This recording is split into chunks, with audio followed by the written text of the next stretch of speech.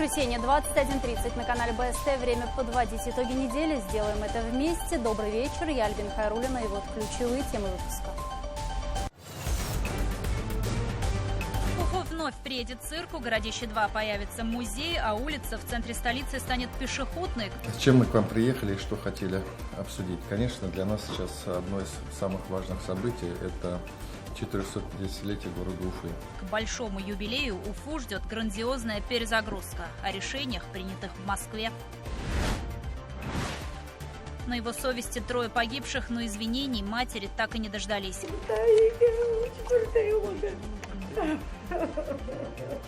Гособвинение требует для виновника пьяной аварии на Сочинской 13 лет и 3 месяца колонии. Эдуард, скажите, вам не стыдно за совершенное? Зачем вы сели пьяным за руль? Вы можете ответить на вопрос? Нулевая ставка. На эти коммуникации мы предусмотрели достаточно большую сумму, больше чем 1 200 000 000. В республике хотят обнулить сельхозналог. Ну, если налог отменят, естественно, к весенне-полевым, да и не только к весенне-полевым, уборка быстро подойдет. Коснется ли нововведение крупных игроков рынка и почему черная бухгалтерия для аграриев становится невыгодной? С карты Уфы исчезнет целый квартал, а что взамен? Чтобы компенсация была достойна это. И квартиру могли на эти деньги купить. Под снос пойдет сотни домов на пути к восточному выезду. Как быть с теми, кто не согласен на переезд? Земельный участок и объекты недвижимости будут изыматься в принудительном порядке. Верхом на лошади с оружием в руках. Основная идея – это сила, энергия, башкирский характер и подвиг. В Уфе определились с тем, как будет выглядеть памятник легендарному комдиву Шаймуратову на Советской площади.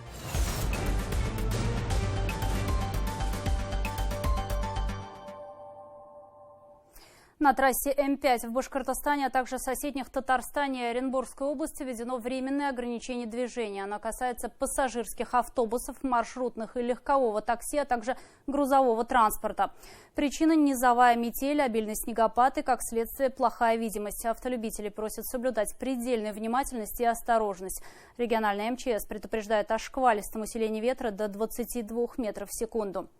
Между тем, в Башкирии вновь похолодает до минус 30 градусов. Холодать начнет уже сегодня ночью. Температура воздуха ожидается минус 8, минус 13 градусов. Завтра при прояснениях столбики термометров опустятся до отметки минус 21 градус. Но температурный минимум февраля ожидается все же во вторник. Нашему телеканалу стало известно состояние мамы и ее 9-летнего сына, пострадавших при пожаре в Мелеузовском районе. Оба отравились угарным газом. На сегодняшний день продолжают лечение в больнице, стабильной в состоянии средней тяжести, прокомментировали в Минздраве республики. Младшие сыновья женщины 5 и 6 лет погибли. Уголовное дело расследуют по статье причинения смерти по неосторожности 2 и более лицам. Соседи прибежали. Пробовали зайти туда, вот Юлис, сосед, он оттуда выбежал, говорит, я не могу, вот уже начал кашлять, прям вообще невозможно, говорит, там уже. Реанимировать пробовали скорая первого мальчика, но вроде сначала живой был, потом нет, все равно не смогли спасти. Со слов женщины, она попыталась сама потушить начавшееся горение, но сделать этого не удалось. Помещение быстро заполнилось дымом. Тогда она взяла за руку детей, сказала им держаться друг за дружку и идти за ней. Когда вышли из дома, оказалось, что с ней рядом находится только один ребенок. Семья социально благополучная, на учете не состояла. В момент пожара вместе с детьми были мама и бабушка, отец находился на работе. Сейчас специалисты, в том числе криминалисты, устанавливают причины произошедшей трагедии. Уфу ждет масштабная перезагрузка в год 450-летия столицы. Ради Хабиров обсудил этот вопрос в Москве с заместителем председателя правительства России Алексеем Аверчуком и министром культуры страны Ольгой Любимовой. Предварительный план готов. Известно, что театр кукол будет реконструирован, а рядом возведут современное здание, где появятся места для детских студий, буфеты и удобные помещения для артистов и креативных пространств. Русдрамтеатр будет модернизирован, а Госцирк, который не работает с 2017 года, наконец-то отреставрирует. Также будет построена многофункциональная библиотека. Улица Октябрьской революции станет пешеходной, а на территории памятника археологии городища Уфа-2 построят специализированное хранилище археологических материалов. Кроме того, новая набережная реки Белой будет объединена всеми уровнями в гармоничный ансамбль. План праздничных мероприятий по случаю 450-летия Уфы республика должна представить оргкомитету в марте этого года. Число обманутых дольщиков должно сократиться наполовину до конца года, а к 2024-му проблема должна быть полностью решена. Об этом на неделе заявил Ради Хабиров. Федеральный фонд защиты прав дольщиков в 2021 году рассмотрит заявки на софинансирование еще 31 проблемного дома в Башкортостане. Всего на территории региона насчитывается 125 объектов, по которым застройщики нарушили сроки ввода в эксплуатацию. Большинство из них находится в Уфе, Стерлитамаке, Уфимском, Иглинском и Кармаскалинском районах. В 2020-м наблюдательный совет фонда одобрил софинансирование 53 проблемных домов, на которые направят 6 миллиардов рублей.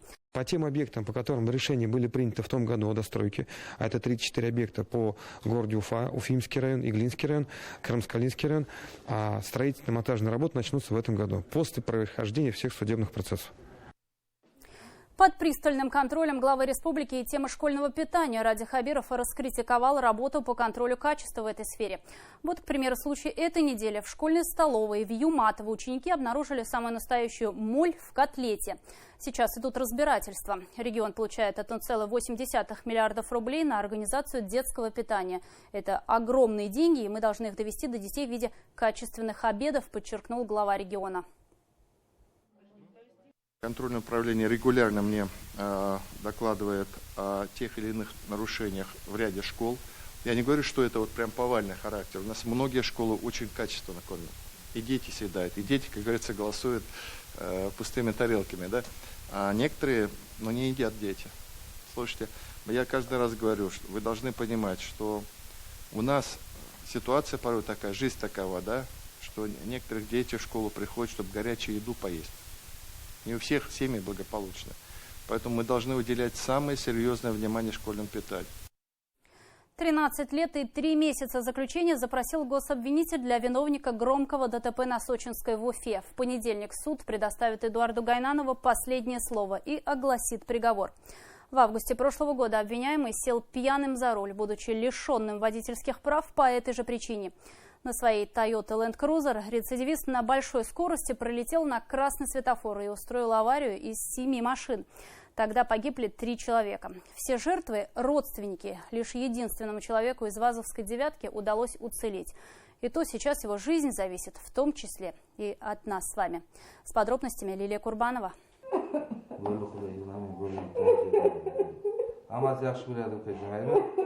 Почти круглосуточно мать старается быть на связи с уже единственным сыном. По ту сторону экрана 23-летний Икрам Джон. Полгода он не встает с кровати. Пытается выжить после ДТП. Требуются дорогостоящие операции. Все это время папу якобы с работы ждет годовалая дочь. Это кадры той аварии. Вот, девятка поднимается вверх по улице Сочинской. Доли секунды, и автомобиль вновь в кадре. Его несет обратно и от каждого удара буквально разрывает на части. Внутри 4 человека, все родственники. 2 погибли на месте. Еще один, 21-летний Мухаммаджон Тагнабердиев, скончался уже ночью в реанимации, так и не придя в сознание. Без отца остался грудной сын. В тот роковой день братья возвращались с работы домой к маленьким детям, ради которых и переехали в Уфу из Самарканда. До 5 мне позвонили сын, старший сын. Мама, мы уже заканчивали на работе, сказал. Ладно, сынок, я сказал ему. Потом сейчас давай стол накрывай, мы поедем, покушаем, сказали. Он сказал, ладно. Потом этот телефон выключили. Потом звонили, ваш сын умер, так сказали мне. Сейчас весь смысл ее жизни в надежде на спасение теперь единственного сына. Первую операцию ему сделали в Уфе, установили титановую пластину. Но она приняла неправильное положение. Икрам Джона перевезли на родину, в Узбекистан. Там врачи оказались бессильны. Сейчас медики не исключают, что из-за неправильного положения пластины пациент может умереть. В России и СНГ такие операции не проводят, но есть шанс выжить и даже снова встать на ноги, если провести ее во Франкфурте на Майне. Немецкие врачи готовы взяться, правда сумма баснословная – 11 миллионов рублей. Сейчас вот вторую операцию сделали в Узбекистане, а вот третья операция не берутся, потому что у них нет таких технологий, чтобы операцию сделать. Вот эту сумму нам вообще не пойдем. Вот кто сколько может, если это есть возможность такой помочь, если мы соберемся, мы обязательно повезем в Германию, полечим, который остался у него этот сын, хоть в этом как-то поставить на ноги, потому что одна осталась у них там. На неделе состоялся суд по делу о ДТП. Увидев виновника аварии в зале суда, Дилфузат Ашманова едва не потеряла сознание. Убитую горем женщину успели подхватить близкие. Мама погибшего с виновником ДТП лицом к лицу встретились впервые. В суде извинения матери Эдуард Гайнанов так и не принес. Мужчина предпочел игнорировать пришедших в суд родственников погибших и не общаться с журналистами. Словно за рулем внедорожника находился вовсе не он. Эдуард, скажите, вам не стыдно за совершенное? Зачем вы сели пьяным за руль? Вы можете ответить на вопрос? В ту ночь подсудимый протаранил сразу 6 автомобилей. Алкотестер показал практически 1,5 промилле, а это 2 бутылки крепкого напитка. Результат – 3 смерти и 1 прикованный к койке мужчина. При этом на тот момент Эдуард Гайнанов уже был лишен водительских прав, тоже за пьяную езду. Свою вину он признал частично. Дилфузат Ашманова собирается вылететь к выжившему сыну первым же рейсом после заключительного заседания. Прокурор запросил для Эдуарда Гайнанова 13 лет и 3 месяца исправительной колонии. Уже в понедельник, 15 февраля, должны огласить приговор. Кировский районный суд предоставит виновнику смертельного ДТП последнее слово. Но что вообще можно сказать матери, убитой горем, и мужчине, который как минимум рискует остаться инвалидом? Лилия Курбанова, Айгуль Хатыпова, Радмир Азнабаев, Артур Ханов, Родион Матвеев. Итоги недели. В Уфе могут снести целый квартал. Речь о жилых неаварийных домах, которые стали преградой на пути к восточному выезду. Участки недвижимости находятся в центре города. Постановление об изъятии для муниципальных нужд уже подписано. Снос может быть уже к концу года. Но это только в том случае, если чиновникам удастся найти компромисс с собственниками по стоимости. Многие домовладельцы уже подсчитали, на какую сумму готовы согласиться. Речь идет о десятках миллионов рублей только за одно подворье. О масштабном дорожном проекте и о том, что может затормозить его строительство, в материале Артура Шамсуддинова. Последние 2 года жители этого частного сектора живут на чемоданах. То и дело ходили разговоры, больше на уровне слухов, что их дома вот-вот снесут. И вот администрация Уфы опубликовала постановление об изъятии земель, а также жилых и нежилых помещений для муниципальных нужд. Глав архитектуры, который говорил, что у нас дома находятся в красной линии, под дорогу, которая будет соединять М5 с М7. Через наш дом, да, то есть вот нам брошенный мост, который стоит по Салаватке, там уже тоже уже лет 15, наверное. Вот на этот мост будут отсюда выходить. Всего под снос попадает порядка 100 объектов от улицы Комсомольской по направлению к проспекту Салавата Юлаева. О том, что их дома тоже в списке, многие жители узнали из интернета. Людей тревожит, какую им предложат альтернативу. Чтобы компенсация была достойная, и квартиру могли на эти деньги купить, там что-то хоть как-то, чтобы устраивало. И чтобы не слишком далеко, например, отсюда. Совсем не входило в планы переезжать у семьи Шиловых, в распоряжении которых просторный двухэтажный коттедж со всеми удобствами и приусадебный участок. Пенсионеры уже начали подсчитывать, во сколько бюджету города может обойтись их коттедж. Вот у меня здесь 9 соток, но вот я рассчитываю, 18 миллионов за землю дадут мне, хорошо. И дом, вот у меня дом 200 квадратных метров, если, скажем, средняя стоимость 50 квадратных метров, вот сейчас если покупать, да, 50 тысяч. Вот 50 тысяч, значит, за квадратный метр. У меня здесь 200 квадратов, то есть вот еще 10 получается. Вот 28, 30 миллионов. В администрации торговаться с жильцами, похоже, не намерены и уже готовятся к судебным тяжбам. Владельцам обещают выплатить денежную компенсацию, исходя из рыночной стоимости и без оценки самовольных строений. Если собственник не соглашается с предложенными условиями и в течение 3 месяцев не подписывает это соглашение, то земельный участок и объекты недвижимости будут изыматься в принудительном порядке по решению суда для муниципальных нужд. Самая громкая история изъятия собственности для муниципальных нужд по суду связана со строительством Затонского моста. Тогда один из владельцев после многочисленных экспертиз за дом получил 58 миллионов рублей. Его примеру попытались последовать и соседи, видимо, рассчитывая нагреть руки на большой стройке. Но в итоге их дом оставили прямо у оживленной трассы, перекрыв забором. И лишь спустя 3 года все-таки снесли за цену, предложенную администрацией. 8 или сколько, или 9 давали, он за это может и не согласился. не соглашался, что ждал, что побольше дадут. Туалет был на улице, водопровод был тоже, а когда все вот это снесли, тут 3 дома, 4, вот да, они остались одни. Колонку отрезали, он ходил за водой туда, вот на Тамак, целую зиму зимовал одну зиму, а на вторую-то уж все, не хватило нам сил. Строительство продолжения улицы Галли станет частью проекта по соединению 2 федеральных трасс М5 и М7. По этому транспортному коридору автомобили смогут выходить на восточный выезд, строительство которого намерены завершить в 2023 году. Исходя из высоких достаточно транспортных эксплуатационных показателей нашего проекта, ориентировочный транспортный поток, я думаю, будет порядка 60 тысяч автомобилей в сутки. Возможно, даже больше. То есть проектным решением предусмотрено строительство автомобильной дороги первой категории. В границах города это будет магистральная дорога скоростного движения. То есть допустимая скорость будет перемещения в 90 км в час. Часть этого масштабного проекта реконструкции улицы Галли на участке от проспекта Октября до Комсомольской началась больше года назад. Дорогу обещают сделать 6-полосной, ну а завершить работы к концу этого года. Что касается прокладки путепровода прямиком до восточного выезда, то тут чиновники осторожны по срокам. Ведь во многом все будет зависеть от того, когда и на какой цене удастся договориться с собственниками жилых домов. Артур Шамсудинов, Роберт Давлетбердин, Артур Ханов и Исмагил Кудакаев. Итоги недели. Уфа. Вырубку на инзерских зубчатках приостановили, а сама тропа к достопримечательности получит особый туристический статус. Об этом заявили в Госсобрании Башкортостана. Депутаты республиканского парламента провели выездное совещание по лесозаготовке после сообщений в соцсетях о том, что один из самых ярких природных объектов региона якобы хотят уничтожить. Арендаторы участка, где проходит лесозаготовка, пошли навстречу властям, чтобы прекратить вырубку. Разобравшись в ситуации, мы понимаем, что у лесозаготовителей свои интересы, которые они соблюдают, причем соблюдают в рамках закона.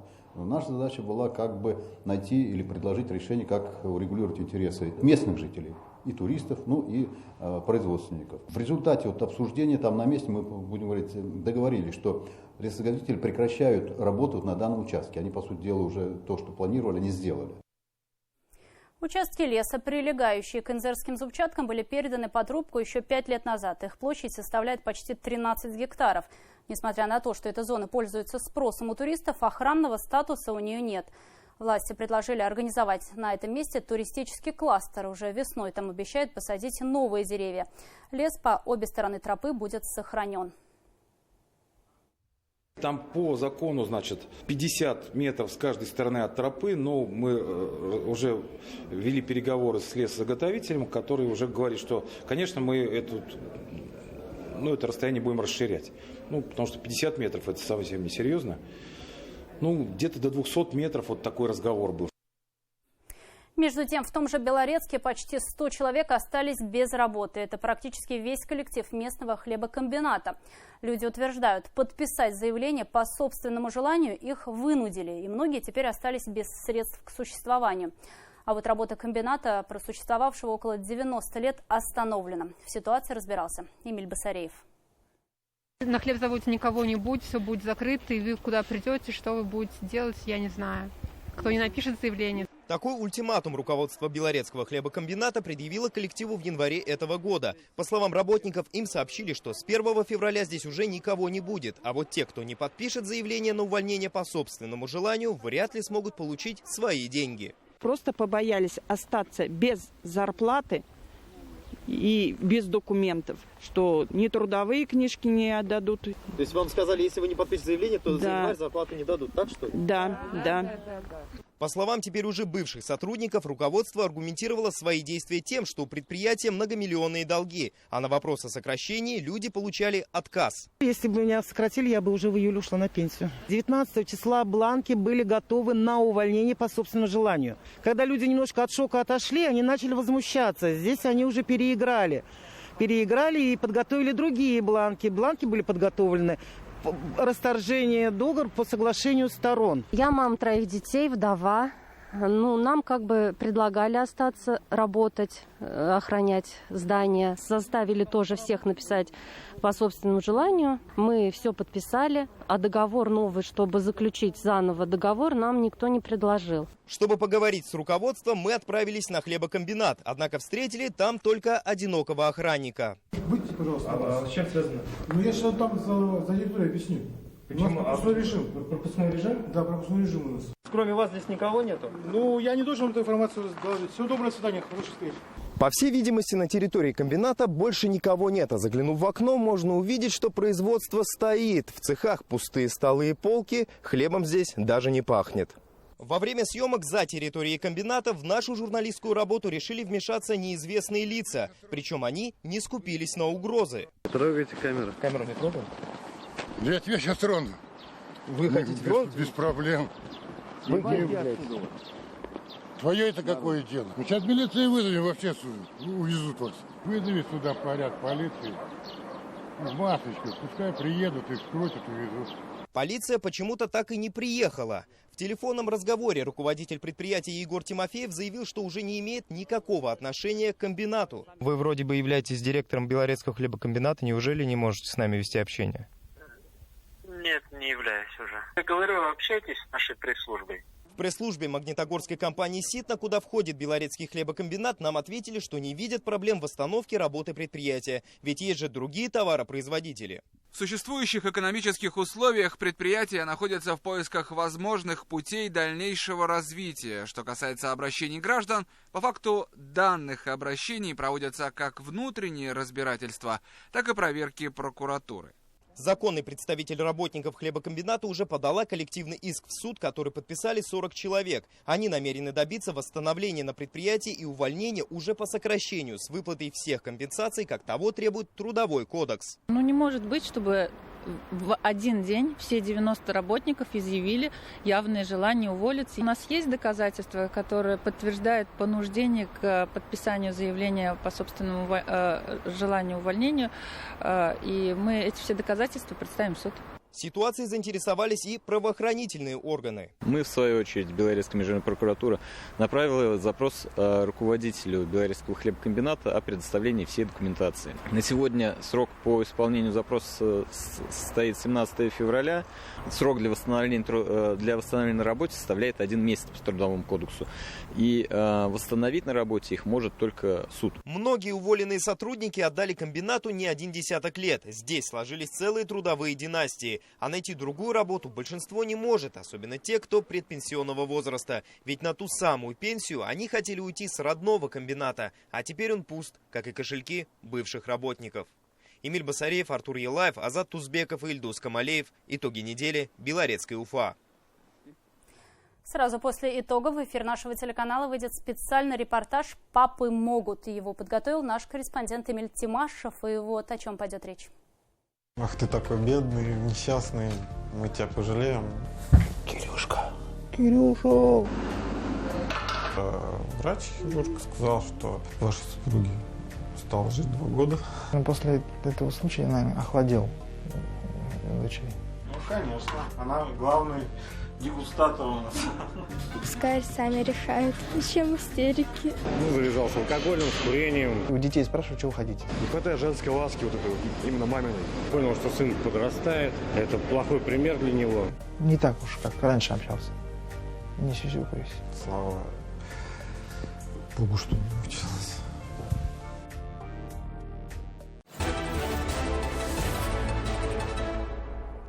В Башкортостане фермеров могут освободить от уплаты единого сельскохозяйственного налога сроком на 3 года. Инициатива, которую правительство внесло в Госсобрание, входит в 3-й пакет мер поддержки бизнеса в период пандемии. В случае принятия закона налог в 6% от дохода аграриев будет аннулирован. Что это даст труженикам полей и почему бухгалтерию лучше вести честно, расскажет мой коллега Азат Садреев. Сельхозкооператив «Победа» – не самые крупные агропредприятия Салаватского района. Пайщики выращивают на продажу скот, перерабатывают зерно. Подспорьем стал грант в 3 миллиона рублей на покупку итальянской зерносушилки. Но прибыли для дальнейшего развития хозяйства хватало едва ли. Часть дохода уходила на единый сельхозналог. Если налог отменят, естественно, к весенне-полевым, да и не только к весенне-полевым, уборка быстро подойдет. Это будут, опять же, средства сохраняться в хозяйстве. Конечно, больше будет возможностей у хозяйств.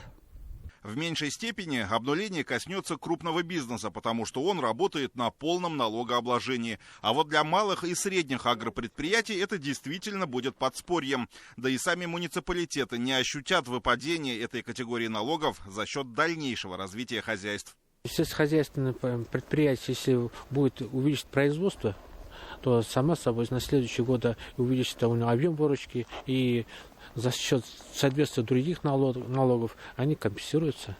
В прошлом году в Салаватском районе единый сельхозналог со всех агропредприятий составил около 300 тысяч рублей. Эта же цифра по республике – 110 миллионов. В случае принятия закона вся сумма останется у тружеников полей. Конечно, агропромышленный комплекс показал, что при мерах поддержки он может расти, и поэтому мы в третьем пакете предусматриваем финансирование на поддержку сельхозкооперативов. Также инфраструктура и в агропромышленном комплексе, и в целом на эти коммуникации мы предусмотрели достаточно большую сумму, больше чем 1 200 000 000. Отмена единого сельхозналога, предусмотренного в третьем пакете поддержки от правительства, позволит фермерам и аграрным предприятиям скомпенсировать расходы, связанные с пандемией коронавируса. К тому же, по мнению авторов инициативы, хозяйства выйдут из тени, приведут в порядок свою бухгалтерию и смогут получить кредиты на развитие или приобрести технику в лизинг. Фермерские хозяйства сегодня часть продукции продают за наличный расчет различным перекупщикам, то есть они не работают чистую, прозрачно, то есть не показывают свои доходы. В связи с тем возникает определенные сложности при получении кредитов, в связи с тем, что финансовое положение, скажем, как бы так, неустойчивое. И вот как раз вот эта мера, мы думаем, что также позволит этим фермерским хозяйствам реализовывать свою продукцию прозрачно, открыто и тем самым позволит получать кредиты в банковских учреждениях. По данным республиканского Минсельхоза, в прошлом году в Росагролизинг было направлено заявок на 3,7 миллиардов рублей, а одобрено всего половина из них. Причина в финансовом состоянии хозяйств. В случае, если сельхозналог станет нулевым, предприятия, стабильно работая и показывая всю прибыль, смогут рассчитывать на лизинг. Специалисты министерства будут отслеживать динамику после обнуления. Если она будет положительной, то меру продлят и на последующие годы. Азат Садреев, Азат Ишбулатов, Роберт Давлетбердин. Итоги недели. Через десятилетия к исторической справедливости память Героя России, легендарного командира 112-й башкирской кавалерийской дивизии имени Гали Шаймуратова закрепят на века. На этой неделе прошла встреча членов комиссии конкурса на лучший макет памятника и автора-победителя, народного художника России Салавата Щербакова. Они обсудили детали скульптуры, которая будет установлена на Советской площади. О принятых решениях Екатерина Тимиряева. Верхом на лошади, рука с оружием делает замах. Образ национального башкирского героя и Героя России, командира легендарной 112-й башкавдивизии имени Гали Шаймуратова, получился воинственным. Не менее мужественные и его преданные солдаты-конники. Памятник впечатлит не только деталями, но и высотой до 10 метров. Но вот такие важные встречи должна быть вот сегодняшняя, чтобы мы восприняли. Но не все, что есть в макете, будет и в окончательном варианте. Народный художник России, автор-победитель конкурса на самый интересный эскиз Салават Щербаков приехал в Уфу за последними указаниями. Вместе с историками и экспертами он обсудил каждую деталь будущей скульптуры командиру 112-й башкавдивизии и Героя России. Из принятых рекомендаций использовать башкирский язык в изображениях знамен, а также добавить копии видов Кремля, где в одном из подразделений трудился Минигали Шаймуратов. Сила, энергия и подвиг, но ради чего? Ради страны, государства, победы над самым мощным за всю историю человечества врагом в Великой войне, башкирский характер, что ли, и народа, и государства, и страны. То есть и лично именно это должен быть индивидуально Шаймуратов, вот отражен и портретно, и по чертам своего характера. Вот эти идеи. В памятнике отразятся богатые воинские традиции башкирского народа. Но самое главное – восстановится историческая справедливость. Как считает историк Рамиль Рахимов, Минигали Шаймуратов – выдающийся военный не только республики, но и в истории России. Один из создателей службы разведки, и многое о жизни и смерти командира Башкав-дивизии до сих пор остается неизвестным. Многие еще подвиги мы не знаем, но мы знаем, что он был уже за них награжден еще в 30-е годы. А для нас главное, что это человек, который смог подготовить и направить на фронт боеспособную кавалерийскую дивизию, которая была собрана всем нашим народом. И эта дивизия совершила чудеса героизма на фронтах Великой Отечественной войны. Самое главное, что Мингали Мингазович ценой своей гибели спас и дивизию, спас практически остатки корпуса. На это же был направлен и конкурс на лучший макет памятника Минигали Шаймуратову, который объявлял глава Башкортостана Ради Хабиров. Комиссия рассмотрела 19 работ. Победителя руководитель республики объявил во время послания Государственному собранию. Большая удача, что автором выступил всемирно известный скульптор Салават Щербаков. Шаймуратов стал таким собирательным образом борьбы народов и вклада народов республики в победу в Великой Отечественной войне. У нас победил проект Салавата Александровича Щербакова. Это известный скульптор. Наверное, его можно назвать сегодня мейнстримовым скульптором, поскольку практически все известные скульптуры за последние 20 лет в Москве, они вышли из рук и под авторством Салавата Александровича. Памятник национальному башкирскому герою Минигали Шаймуратову установят на Советской площади в Уфе. В предыдущие годы обсуждалось создание здесь парковки, но по решению Радия Хабирова теперь это будет современное общественно-историческое пространство в Уфе. Он предположил, что ее даже будут сравнивать по значимости с Красной площадью в Москве. Памятник Герою России Минигали Шаймуратову станет смысловым центром реконструированной Советской площади в Уфе. С исторической точки зрения это важное место. Отсюда уходили конники гвардейской Шаймуратовской дивизии. И предполагается, что эта площадка станет одним из пунктов экскурсионного маршрута для туристов. Екатерина Тимиряева, Вадим Исламов, Булат Закирьянов, Родион Матвеев. Итоги недели. Трехчасовой марафон по территории женского счастья на телеканале БСТ прошел очередной выпуск «Открытой академии». Проект «Территория женского счастья» во время пандемии перешел в телевизионный формат. Но как раз-таки это и увеличило аудиторию программы и расширило географию участников. Темой сегодняшнего выпуска стал здоровый образ жизни. Кстати, некоторые герои проекта нашли свою любовь благодаря спорту. Тему продолжит Динара Таймасханова. Мне было настолько стыдно, что они меня видят в таком виде, что мне здесь льется кровь. Цветы и забота в семейной жизни Татьяны сменились на кулаки мужа. Постоянный страх стал поводом для обращения в ресурсный центр. Регине повезло с супругом, но жизненные обстоятельства тоже заставили ее просить о помощи. Вместе с родственниками и 5 детьми женщина делит 15 квадратных метров жилплощади. В таких условиях думать о макияже и прическе не приходится. Могу сказать, да, вот до этого проекта я бы сказала, нет, просто встала, хвостик сделала и пошла кушать готовить. Сейчас я вот сижу, и так вот мне это так приятно, что я вот сижу и мною занимаются. И еще вот такое, что я даже не знаю, что со мной. Обычно же, когда приходишь, там говоришь, вот я хочу то-то, то-то, тут делайте со мной все, что хотите, только не стригите и не красьте в зеленый цвет. Регина и Татьяна – героини проекта «Преображение». В зеркало они посмотрят только в конце передачи. Пока же девушки в секретной комнате меняют внешность, в студии программы Эльбрус Нигматуллин готовит завтрак. Стронгмен не только сдвигает с места самолеты, на кухне умело обращается с тарелками и точно знает, где искать счастье. Ищите счастье внутри себя. Но если говорить о женщине, конечно, в идеале мужчина и женщина. Но если вы в какой-то момент, в данный момент одиноки, это не повод огорчаться, в этом тоже свои плюсы, значит, у вас все впереди. Тема сегодняшней территории женского счастья – здоровый образ жизни. Спорт 70 лет назад соединил семью Фаниса и Альбины Исхаковых. До сих пор пара не пропускает сдачу комплекса ГТО. А Владислав и Анастасия стали семьей после 10-километровой пробежки. Мужчина сделал предложение на забеге влюбленных. Не бывает, что только женское счастье. Женское счастье неотъемлемо связано с мужчиной вместе. Если окружает ее достойные мужчины, коллеги, тогда только может быть счастье, территория женского счастья полной, может быть, да. Карине Хабирова, несмотря на то, что совсем недавно стала мамой, в 3-й раз не пропустила проект. Во время пандемии академия стала телевизионной, но в районы продолжают выезжать, пусть и в усеченном составе, специалисты медицинского профиля. Хочется все-таки обратить внимание и население, и вообще всю нашу систему, так скажем, и здравоохранения, и вообще всего, что мы делаем, на то, чтобы люди понимали, что нужно направить все свои усилия на профилактику каких-то заболеваний, а не лечить уже то, что мы получим в итоге. Поэтому вот как раз-таки здоровый образ жизни это и есть профилактика всего того, что мы можем себе получить в будущем. От болезней систем кровообращения спасет движение. Хотя бы 40-минутная, но ежедневная прогулка, советует главный врач скорой помощи.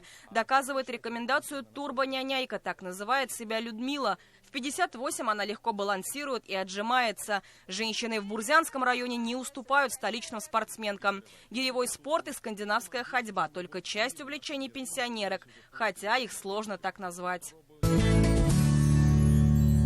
А вот руководитель администрации главы республики, которому на работе приходится иметь дело с кучей документов, в обычной жизни предпочитает интеллектуальным шашкам горный альпинизм. Каждый находит для себя измерение счастья в каких-то, иногда, может быть, незаметных деталях, а иногда в каком-то общем эмоциональном порыве. Мне отрадно, что сегодня я принимаю участие в таком хорошем марафоне, который проходит в День всех влюбленных, с чем, кстати говоря, я всех и поздравляю. Всех, не только женщин, но и мужскую часть, потому что влюбленными должны быть две стороны. Участницы проекта «Преображение» в зеркале увидели себя не только с новым макияжем и прической. Стилисты подобрали гардероб по фигуре. Увидев непривычный образ, девушки, тем не менее, решили выглядеть так всегда. Я себя в зеркале не узнала. Я никогда не была такой красоткой, как сейчас. Буду поддерживать теперь этот образ. Забыла уже, что я женщина давно.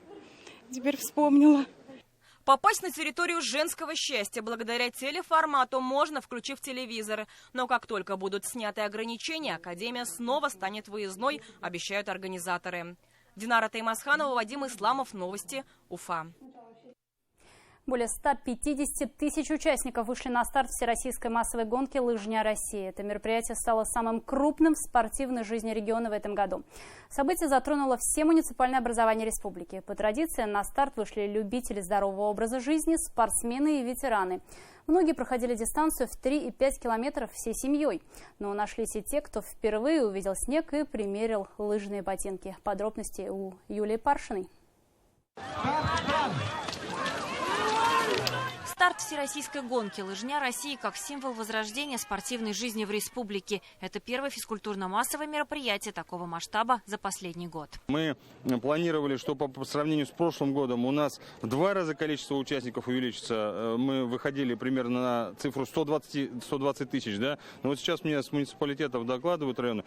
Неимоверное на самом деле количество, да, в разы на самом деле больше вышло у нас и школьников. Только в Уфе на дистанцию вышли более 30 тысяч любителей здорового образа жизни. Стартовали раздельно в несколько забегов. Школьники, ветераны, любители, спортсмены и не только. У меня сын еще на интернете сидит, он мне вчера и передал.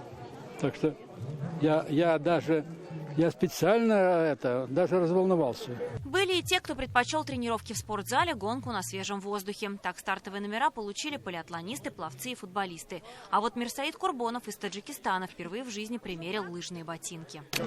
Удобно, приятно, пока что все хорошо. В дальнейшем буду еще стараться. Обязательно, конечно, мы только за победой. Ранее студенты УГНТУ бросили вызов ректору университета. В видеообращении иностранцы пообещали обогнать его в лыжных гонках. Последние недели ребята усердно тренируются, а эти соревнования стали своего рода генеральной репетицией. Студенты серьезно намерены победить. Безусловно, так же, как и я, настроен победить. И команда. Плох тот спортсмен, который не настроен на победу. Даже сейчас, через пару минут будет старт. Все мы настроены победить. Иногда настройки не работают, правда? Тренировка только 1 раз была. Это было 2 недели назад. Я не знаю, как вы тренировались, но вы сейчас лыжи вверх ногами держали. Но, понимаете, человек, который в России только встретил таких, спортом очень понравится, но пока изучаю, научимся, все хорошо, все будет хорошо потом. Готовились к соревнованиям не только участники, но и организаторы. На столичном спорткомплексе «Биатлон» с 5 утра работал новый ретрак. Подарок от Федерации биатлона и лыжного спорта республики появился как раз вовремя. На неделе здесь новое оборудование вручили спортшколам. Впереди множество соревнований, да и тренировки спортсменам удобнее проводить на подготовленной трассе. Машина хорошо работает. Что, новая машина какая работает? Мы очень рады. То есть теперь мы спокойно, так как бывает техника, у нас такой ретрак уже есть. Бывает ломается. И теперь мы спокойно, если какие-то поломки или что-то произойдет, у нас есть новая техника, мы спокойно подготовим трассу для соревнований и для учебно-тренировочных занятий. В Уфе не обошлось без семейных подрядов. Особенно болельщикам запомнился 7-летний Таир. На последних метрах дистанции он бесстрашно прорывался к ленточке наряду с опытными гонщиками. А какой раз я проехал этот круг? Я же уже проезжал. Ну, катались, да, приходили, мы тоже соревновались. Кататься. Третий раз проехал. В какой-то момент спортсменов оказалось так много, что финишного створа было недостаточно для завершающего маневра. Но на самом деле все остались довольны, и при съемках этого сюжета никто не пострадал. Юлия Паршина, Станислав Птица. Итоги недели. Такой выдалась уходящая неделя. Спасибо, что были с нами. Ну а прямо сейчас специальный репортаж Эмили Тимашева «Папы могут». Оставайтесь на канале ВСТ. До встречи в эфире.